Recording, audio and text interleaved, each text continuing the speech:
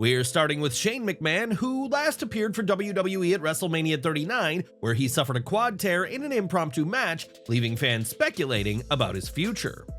During a recent episode of his Grilling JR podcast, Jim Ross said he wouldn't rule out Shane joining AEW, especially now that his father is no longer the head honcho at WWE.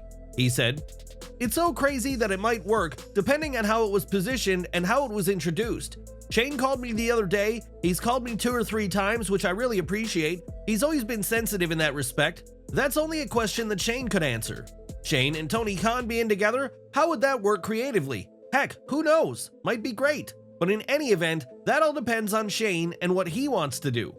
Speaking on the latest episode of the podcast, JR's co-host Conrad Thompson said that Shane being all elite may not be as crazy as first thought due to McMahon's own actions. He said, "There was a friend of ours. He went out of his way to text me, 'Hey, that's not as crazy as you think.'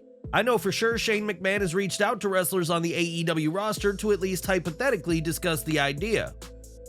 It's worth noting that Shane does have wrestling business experience off-screen and served as WWE's EVP of Global Media and as part of the promotion's creative team during his tenure. In short, Shane would have plenty to offer AEW, whether on or off camera. And would you like to see the prodigal son join Tony Khan's company? Give your thoughts in the comments. Now, this week's Raw went off the air with the Wyatt Sicks making their long-awaited debut with a beatdown that targeted WWE stars, including Chad Gable. Gable was the only WWE superstar who was clearly shown as being a victim of the group, leaving fans to speculate on who else had been laid out by the faction. According to PW Insider, the other individuals attacked during the segment were brought in by WWE as extras and were not affiliated with NXT or ongoing storylines. This was seemingly done to emphasize the faction's indiscriminate nature, as it's not just big stars who may fall victim to the Wyatt Sicks, but now it's clear no one's safe. Furthermore, the faction's reach extended beyond the ring as the latest episode of the Pat McAfee Show came to an abrupt end, and it was clear something had happened off-screen. One person on the show even questioned about the security in the building, and while they weren't shown, it's clear that the Wyatt Sicks had breached the premises. Adam Pearce also knows what it's like to fall victim to the Wyatt Sicks, as after their arrival on Raw, his Twitter account was hacked and shared a series of bizarre images. Now Pearce's account has been hacked again, as Uncle Howdy shared a series of letters in which the words vile and evil can be found. As WWE continues to develop its plan for the Wyatt Sicks, it's clear that they are poised to play a significant role in WWE's storytelling, though this hinges on being able to ride this momentum.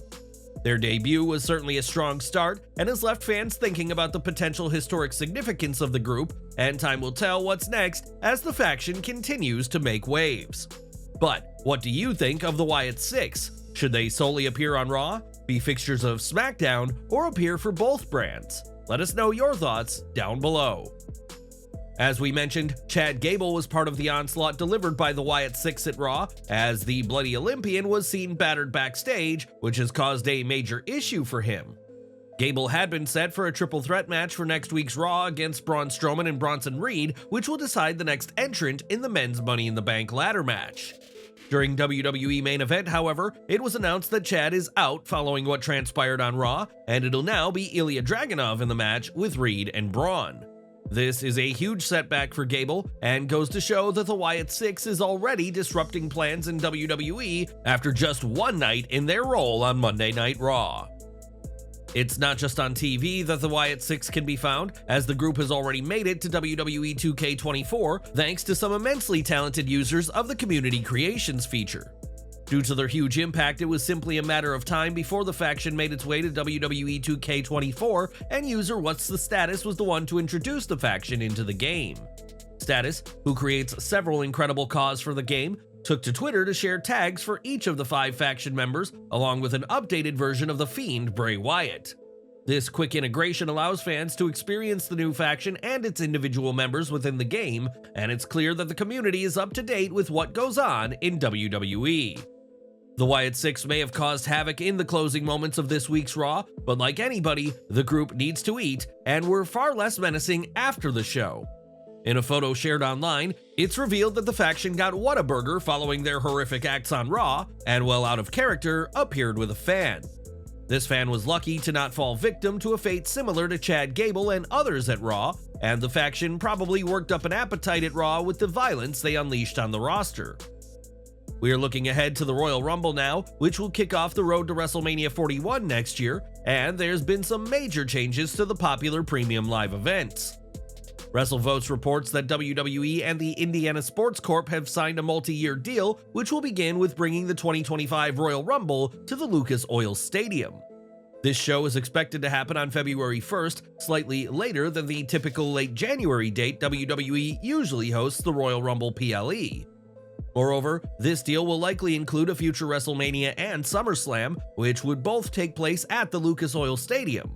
If so, this is a huge deal for the venue and will certainly be a serious money earner for Indiana, as the road to WrestleMania 41 could indeed start in the Hoosier State next February. This time, a few years ago, it seemed impossible that WWE would ever partner with TNA, but to be fair, it also seemed impossible that CM Punk would ever return to WWE. Now, both major events have happened, and fans are excited to see more collaboration between WWE and TNA, and could this relationship see CM Punk cross the line? According to recent reports, WWE are seriously considering letting CM Punk go to TNA as per their current deal, and are open to him having a segment with Ace Steel. Steel is currently working with TNA, and fans will remember that the pair were part of the backstage fight at All Out 2022 that forever disrupted CM Punk's career in AEW. The fact that WWE would allow Punk in a TNA segment that will serve to remind fans of AEW's controversy is a huge deal, but right now, there's no word on a date for a Punk appearance. When Lucha Libre Online spoke with Steel about reports of Punk making the move, the veteran remained coy about the reports, but admitted he wouldn't rule it out. He said, "You never know what's going to happen with professional wrestling. It's famously been reported that Punk was backstage quite a few times at TNA just visiting with talent, so you never know what's going to happen.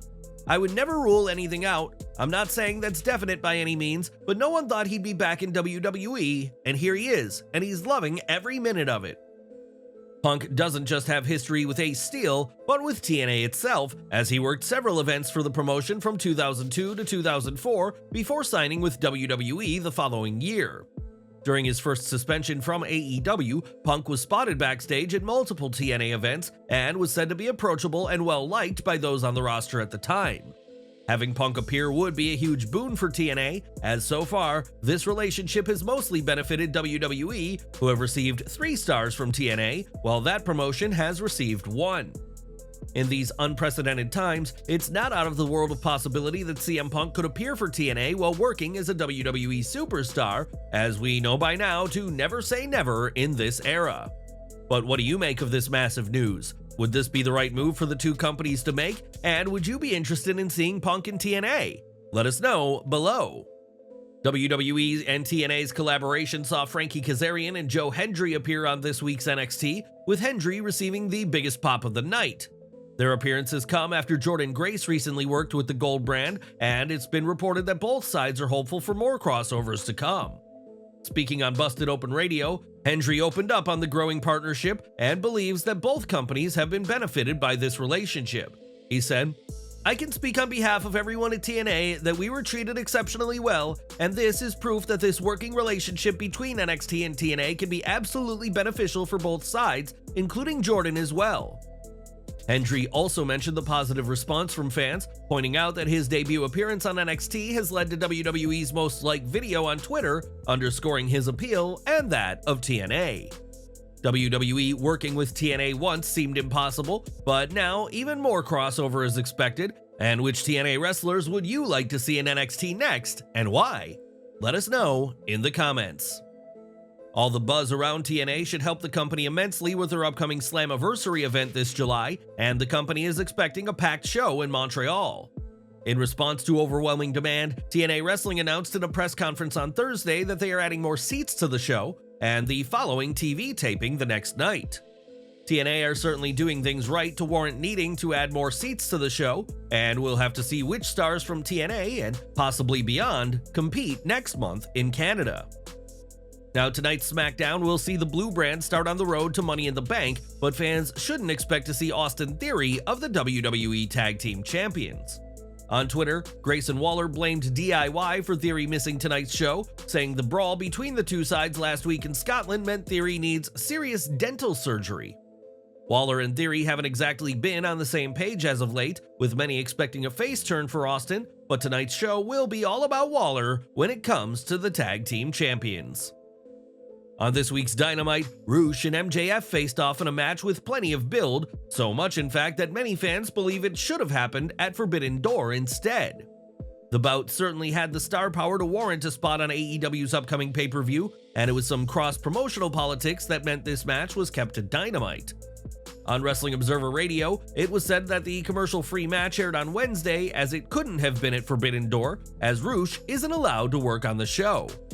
That's because CMLL are working with AEW for the event, and they would not be happy to have Rush on the card, hence why the match happened on Dynamite instead. Instead of Rush, it looks like MJF will face CMLL's Hechicero at Forbidden Door, which will be an exciting match, though one fans believe should have seen Rush involved instead. Dynamite also saw the start of the Owen Hart Foundation tournaments, with Pac and Chris Statlander advancing in their brackets against Claudio Castagnoli and Nyla Rose, respectively. Following Dynamite, AEW filmed its latest Rampage, which saw the tournament continue, and this is your official spoiler warning for tonight's show.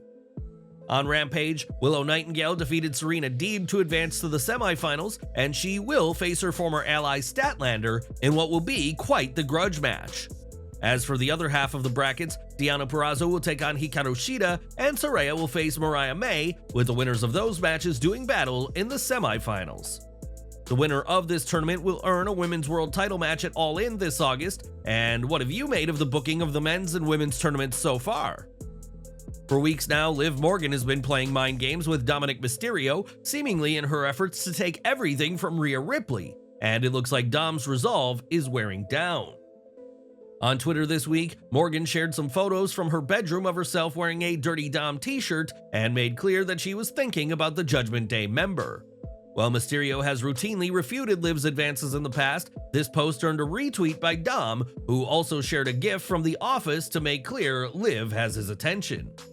Could Mysterio be finally falling for Morgan's advances? And what have you made to this angle? And would you book it differently? Sound off below. More from the Wyatt Sicks, as Corey Graves is among the many to be enthralled by what happened on this week's Raw, as their debut impacted him on a personal level. On the Over the Top podcast, Graves spoke about the group and admitted that he cried and watched the show on low volume to avoid waking his wife Carmella. Graves was struck by the destruction of the gorilla position while complimenting the presentation of Bray Wyatt's character, which has inspired this new faction. Graves highlighted the magical moment when Uncle Howdy walked towards the camera and the crowd began to understand and believes an instant connection was made. He also praised Bray's meticulous work and called Howdy's return segment a home run, rewatching it twice to catch new details and express his excitement for its execution. Graves, like so many, were won over by the arrival of Uncle Howdy, but based off what we saw, the commentator should hope that the group doesn't come to SmackDown on tonight's show. With Forbidden Door just days away, fans are intrigued as to what matches AEW and New Japan talent will be in, and Jeff Cobb is ready to take on anybody from the Elite Company. Following a successful title defense at New Japan's Dominion event, Cobb threw down the gauntlet, declaring that anyone elite should challenge him for the NJPW TV Championship. Speaking more recently to Steve Fall of Ringside News, Cobb discussed potential opponents for AEW and speculated that AEW stars may have to ask for Tony Khan's permission. He said, "Funny story, you know? I don't know if they have to get permission from their daddy over there. It's whatever, you know what I'm saying? I love a fight, I don't mind a fight. If I lose a fight, that's totally fine because I will dust up and come back and fight you again. So I'm all for it. My open challenge is there. Forbidden Door season is just around the corner. I believe like 10 days away or so, maybe 12 depending on when this comes out. Yeah, and nobody stepped up to the challenge." Cobb was surprised and disappointed by the lack of responses he's received, especially given Forbidden Door being a night of cross-promotion matches, but no one is willing to face him. We'll have to see if Cobb gets a match on the card, as he's certainly itching for a fight, but for the time being, AEW talent are hardly jumping at the opportunity to face the TV champion. For the past couple of years, Eric Bischoff has been heavily critical of AEW, which he believes is making a plethora of mistakes not dissimilar to those made by World Championship Wrestling.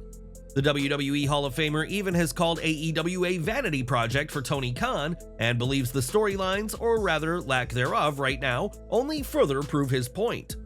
On a recent edition of his 83 Weeks podcast, Bischoff brought up AEW storylines and argued that the company desperately needs something to change. He explained, "From a storyline point of view, that company is bleeding out on the table and it needs triage. Right now, your characters are all over the map. There's some great characters there, but there's some that aren't. There's a lot of them that are the same. 75% of that roster looks like they're there to effing change your tires." While some storylines have received criticism from fans, others have been surefire hits, but that hasn't stopped Bischoff believing that major changes need to be made.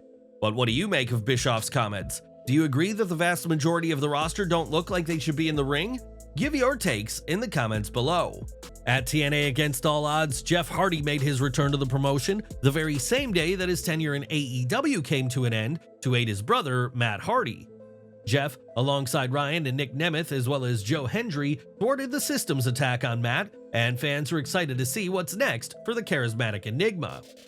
Speaking to Muscleman Malcolm, Jeff spoke about his future and his determination to rebuild himself in the eyes of wrestling fans. He said, "With me and the things that have happened in my personal life, I've had to rebuild things over and over again. I'm very excited about rebuilding this time, not to burn it down, talking about my career and my existence. When I think about CM Punk, I always say he's such a superpower. I had that superpower at one point in my life. I'm rebuilding to get it back because I have an amazing connection with the fans, as everybody knows, and I have to prove to myself and them that there is a little light inside of me that is going to shine brighter than ever." While Jeff intends to rebuild himself in TNA, he, like his older brother, is not under an official contract with the company and is therefore available for bookings elsewhere. Despite being aligned with his brother in AEW, the Hardys never won any gold, whether it be singles or tag titles in AEW, and Matt is speaking up about his former employer.